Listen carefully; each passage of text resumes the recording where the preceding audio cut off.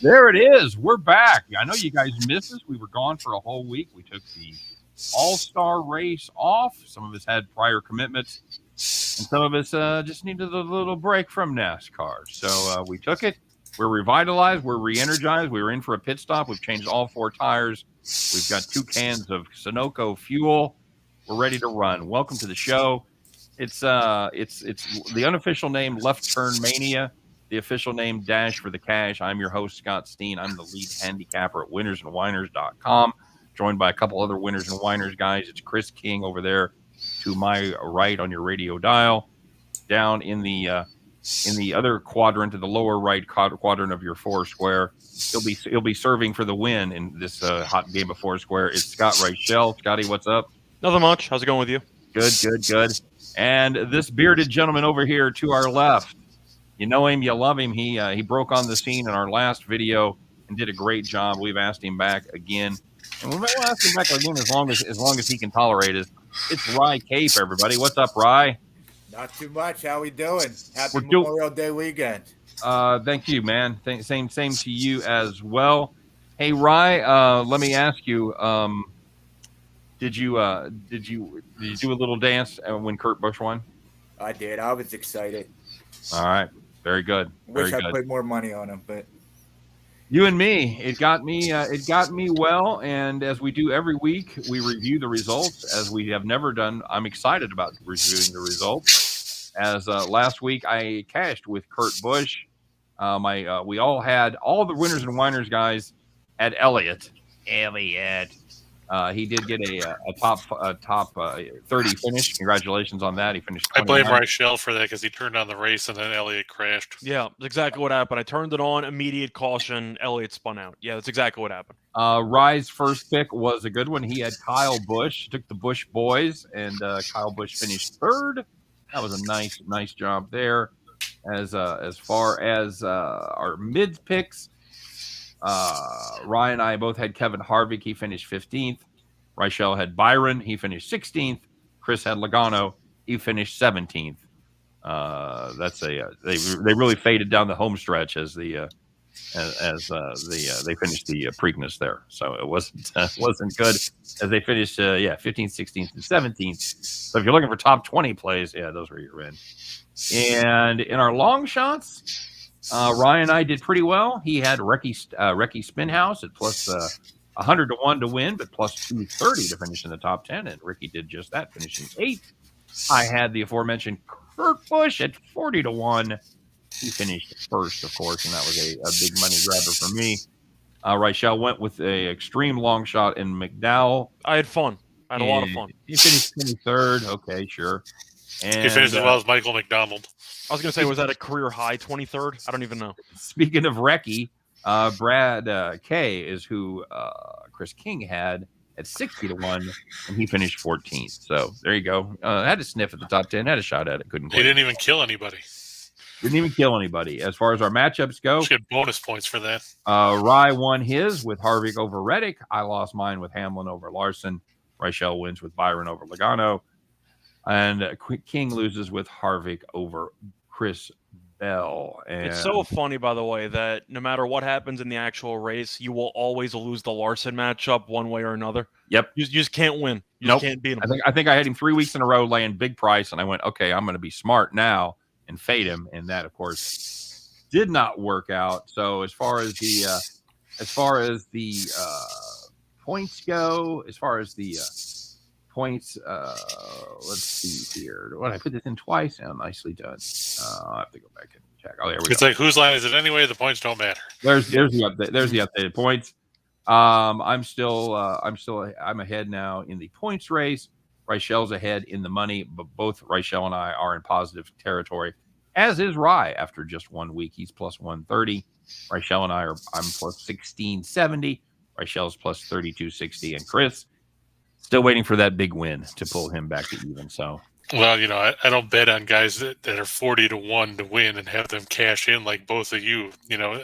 Like I said in the earlier show, the sun shines on a dog's ass. Some days just happen to pan out that way for both of you. By the way, there's been 2 races this season where somebody with worse odds than 10 to 1 have won the race, and each time one of us has been on it. So, there you go.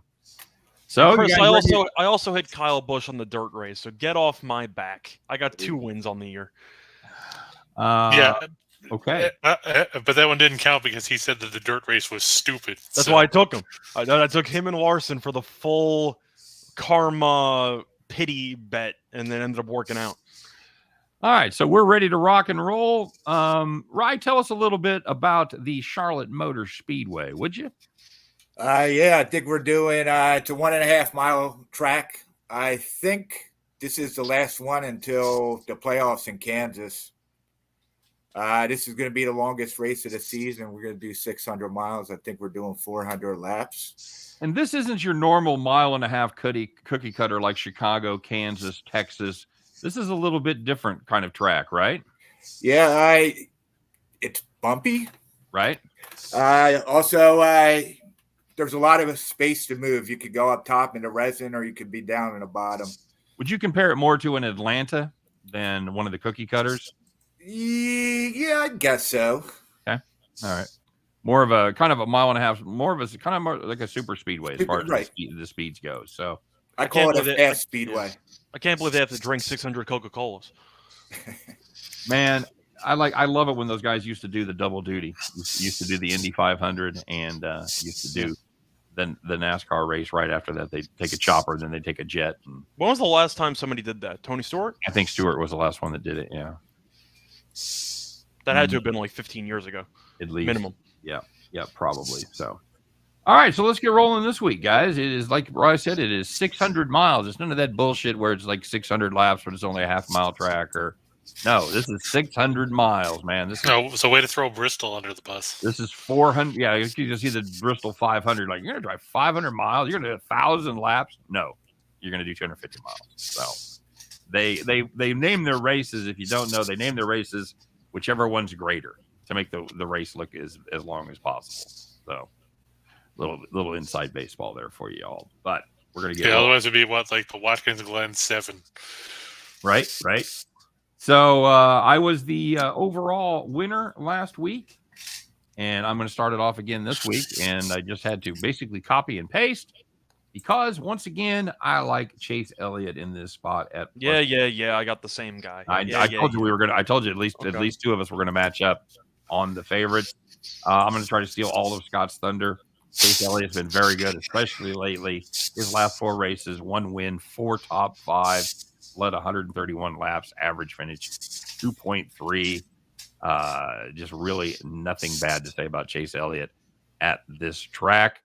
I'm taking him plus 650. Scott? Yeah, I found plus 750 on BetMGM. All right, very good. Plus 750. You've got him as well. Hell, I don't even have to change you from last week either. All right, very good. And top 3 for Elliott, by the way, is plus 190. Well, okay, that's good to know. We don't really care about that. I thought you include top 3 for first. What are you talking about? No, we do top 5 for our. Oh, we don't do top 3. Okay, no. Sorry, my bad. It's week 13. Everybody's week year 2. My bad. Wanted to remind Sorry. Okay. Sorry, Scott and Chris. Tell us why you're taking Elliott. I am actually not. Oh, very good. Well, I'm gonna guess. It's either gonna be Busch or Blaney. Nope, you're over 2. Taking Larson. I thought Blaney was the wild card guess. He's taking the favorite. Nope, I'm taking Martin Truex. Okay. Oh, okay. Truex has won here 3 times. If you go back to 2015, he's finished 6th or better on 7 or 8 of those occasions. Hard to argue with he's got tied with Harvick for the most wins on this track with 3 among active drivers. Before he finished 29th last year, he had finished 3rd, 1st, 2nd, 1st, 6th, and 9th in the 6 previous races. I'm going to rely on Truex to maintain his previous success here and put up a good finish. What's his odds? DraftKings had him at I think it was 1,000. Yeah, plus 1,000. That's what I saw as well. All right, very good. Now, in advance, I'm going to tell you, Rye is not going to take one of the picks from the favorites. He's going to go 2 second tiers today. He's cranked up that knob from difficulty to expert. So, Rye, who you got here to win in your quote unquote favorite position? Yes. Well, I do want to say that I do like Chase Elliott. I'll find a way to use him. I'm probably going to group bet him. But I like another Hendrick guy here, and that is Alex Bowman. Okay. I found him at plus 1,500 at Barstool. He finished fifth here last year. He's actually finished this race every season in the Cup. He only has one DNF this season. His average finish at the track type is 11. In 4 races, he has 4 top 10s in 5 races. His pit crew is good at making adjustments, and I think this long race is going to help him. He'll be in there at the end. I think pit strategy is going to be huge for this 600-mile race. Yep, I totally agree.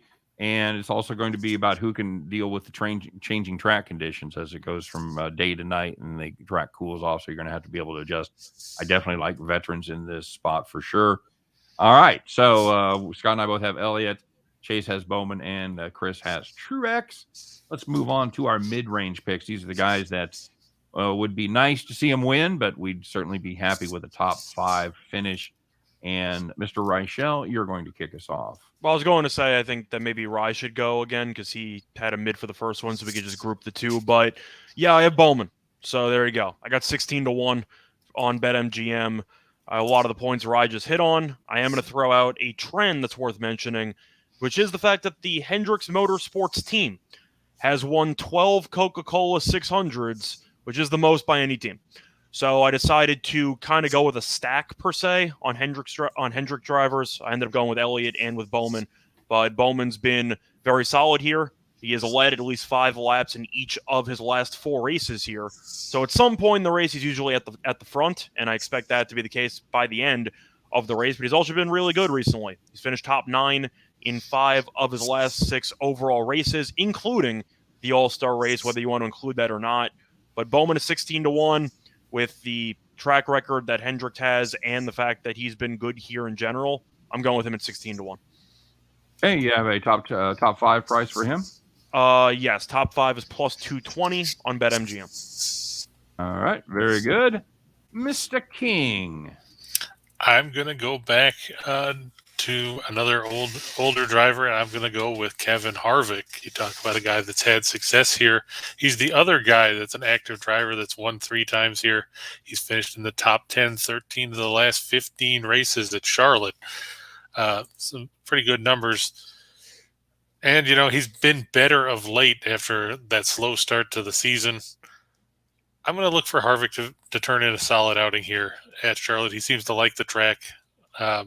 If you look back, going back to, like I said, back to 2013, he went first, sixth, second, first, 9, then back-to-back seconds. And then he has an 8, a 3, and then a 5th place finish in that stretch as well. At plus 300 on the top 5, and I think he's plus 3,000 on DraftKings to win. You could do worse. Okay. I found 33-1 on BetMGM. It's even better. I've got 350 as far as top 5. Anybody beat that? I don't see anything that beats that. Chris, are you a bit concerned, though, that since it is 600 miles, the race might end past his bedtime? It's if Harry Gant can win races, why can't Harvick? Fair enough. Very good. Very good. I told you one of the most painful things in my life ever. I had a Harry Gant. Had to have surgery. It was terrible. And hey, Rye? After that dick trickle. Well, that you just take a shot and you're fine. Rye, bring us on home and put a little class back in this conversation, would you? All right. So I like a guy from Penske. I'm going to go with Joey Lagana. I think his outright is about 1,800 everywhere. I think I saw him at 230 for top 5. Okay. But recently he hasn't done well here. The only time he's won at Charlotte was an all-star race, but he does have 12 top 10s at Charlotte with an average finish of 12.3. Same thing with Bowman. He only has 1 DNF this season, which I like. He finished second in this race in 2019. I just think this is a good track for him.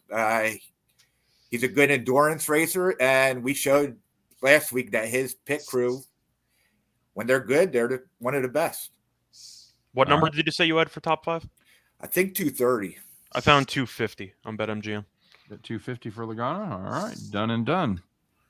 All right, beautiful. So that finishes out that.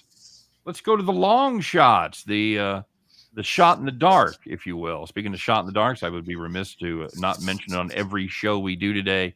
My pal Chris King hit his 10-teamer yesterday, including 4 plus money plays as part of that 10-teamer that paid literally 1,000 to 1. So $100 would have been $100,000 winner for you. So, Chris, give us a shot in the dark for a long shot on this race, would you? Yeah, I'm going right back to where I was when we were here last time, and I'm going to go with Keselowski. Oh, good. I've already got you filled in. See, that made it easy. He's raced here 22 times in his career. He's won twice. He's finished in the top 5 times. He's finished in the top 10 10 times. It's the most top 10 finishes among anybody that's in the long shot section of the field. Right behind him was Greg Biffle, but Biffle's not racing, so at least I don't think he is. You bring that up every week, and you always sound heartbroken that the old. He's a good racer old in the 16 car isn't running back in the day. Yep. Yeah, if you go back to going back through 2015, Keselowski finished in the top 9 on 7 occasions, including a 7th place finish in 2020. He won in the first race in 2020 here at Charlotte, driving the all-exciting 2 car. Hopefully he won't kill anybody. But he's going off at, let's see, on DraftKings, they had him at 8,000 and plus 225 for the top 10. Exactly. Yeah, these are the plays that we would really be happy if they win, as I was last week with Kurt Busch, but we would very confidently cash our top 10 tickets. So we give the top 10 price for our long shots, $225 on Brad Keselowski. Mr. Cape, who do you have as your long shot here? Well, I did want to go with Stenhouse again, but I will not because I took him last week. I think this is going to be a good track for him. I'm going with Chris Buescher. I think he's plus 300 on DraftKings for top 10. He has 5 races here. Last 3, he has been in the top 10. He hasn't had a great year. His best finish was 8th at Dover. He actually wanted to pull that race. But I just think there's too much value for some guy who's been in the top 10 the last 3 times to just leave him sitting there. All right, very good. And I've got him at 100 to 1 to win the race. Anybody see a better number than that? No, at least I don't. All right, I don't either. 100 to 1 to win, plus 300 to finish top 10. Very solid case. Well, Rye, I'm not afraid to take the same guy 2 weeks in a row. Did well for us last week. I'm taking him again. I'm going to take Ricky Stenhouse. I got him too. At plus 5. Geez, I thought you were going to take Michael McDowell again. No, I got Stenhouse this time. Stenhouse has run well. He's got 2 top 10 finishes there in his last 4 races. Average finish position has been 11.3. Led 13 laps, he's led 1 lap. I'm sorry, next column over. He's led 1 lap, but still, it's 1 more than I've led, so that's something. As long as he doesn't wreck anybody, I like his chances here. Again, I'm leaning towards the guys that have some experience at this track.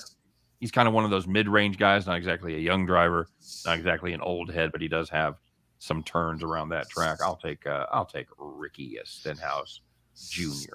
Not his dad, but he's a junior. And it's a real bummer that Rachel didn't take McDowell again, since he's leads active drivers for not having a top 10 finish here in 22 races. It's impressive. Plus 100 to finish top 10. Is that really right? Wow. Well, yeah, I was going to say I found better odds for both. Stenhouse I found at 60 to 1 on Caesars, and he's plus 135 top 10 at BetMGM. What did you say? Plus 135? Yeah. All right, very good. Scott, do you have anything to the case for Ricky Stenhouse that I didn't hit? My main case was that every other book I found had 50 to 1. Caesars had 60 to 1. Okay. I'll take the overlay on that. Okay. Don't blame you. Don't blame you at all. All right. And he's actually been good. He's kept his car relatively clean, which is something you can't say that much. But yeah, when you're finishing, I'd say relatively consistently in the top 10, and you have a decent track record here, I mean, you might not win the race, but he should be at least alive in the final 50 laps. Yeah, very good. All right, though, that's going to do it for our 3-tiered picks. Now we'll go to the matchup section. Rye, kick us off. Who you got over who here? So I have Bubba Wallace over Daniel Suarez. I found that at plus 120 on DraftKings. Last year at this race, Wallace finished one position better than Suarez. The Toyotas have been running really well, and he should have been fighting for a win at Kansas before his the debacle with his pick crew. Right. So I think he's going to be ready to race, and Michael Jordan is going to be there. So a little added pressure. Okay. And you say plus 120 is what you've got that at? Yes. All right. Very, very good. I looked at that matchup. That was probably my second favorite play on the board. I found one I liked a little bit better. I'm going to take Kyle Larson. No, I'm kidding. That guy's dead to me. Kyle Larson at minus 6,000. Yes, Kyle Larson is dead to me. I can't pick him right, so he's just going in the trash. I'm going to take Martin Truex over Chastain. A lot of the case that Rye laid out earlier for taking Truex. Yeah, I'm going right into the teeth of one of the hottest drivers on the circuit in Ross Chastain, one of the most surprising drivers that we've had this season. I think Truex gets it done here. Again, I'm leaning on the veterans. I think 600 miles is a long time, a lot of adjustments to make. Good crew, good car, good driver. Give me Martin Truex minus 115 over Ross Chastain. The only flaw is I don't think Rye took Truex. I did. No, I didn't. Sorry. I thought that was his No, he was talking about Bowman. Oh, he took Bowman. That's right. Okay. Well, very good. Okay. Then I'll then allow me to lay out the case for Martin Truex. 3 top tens. His last 4 races, 1 win, 61 laps, led average finishing positions of 11.3. He did have 1 DNF there, and that's pretty much cost him his average. But the other 3 races, he's been very good. So that's why I've got Truex here. Mr. Reichel.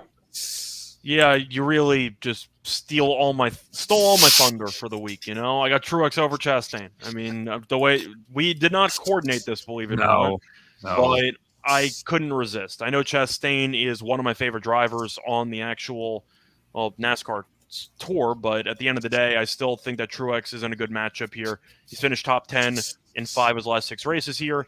Chastain has never finished better than 17th in each of his first 6 races here. And Chastain has been even worse recently. He's finished 36th or worse in 2 of his last 3 races here. I know Chastain now has been, getting a much better crew, and he's been a lot better. But with the length of the race and with Chastain's aggressive nature, it would not surprise me if he accidentally becomes too aggressive and potentially crashes. But Truex is steady. He should be in the running late. Give me Truex to wear down Chastain over 600 miles. I think there's people out there listening that have been watching our results, and you go, well, we're not coordinating. People are going, yeah, no shit. Mm-hmm. I hope not. I hope they're not. No, we reach these terrible picks independently of each other, but we do come to the same place. So terrible minds think alike every now and then. Although, in fairness, if you're patient, Scott and I have both made you money this year. You had a lot of weekends where you were cussing at us, but at the end of the day, you're still up. So shut your pie hole, quit your bitching. Now, if they back Chris, they have a beef.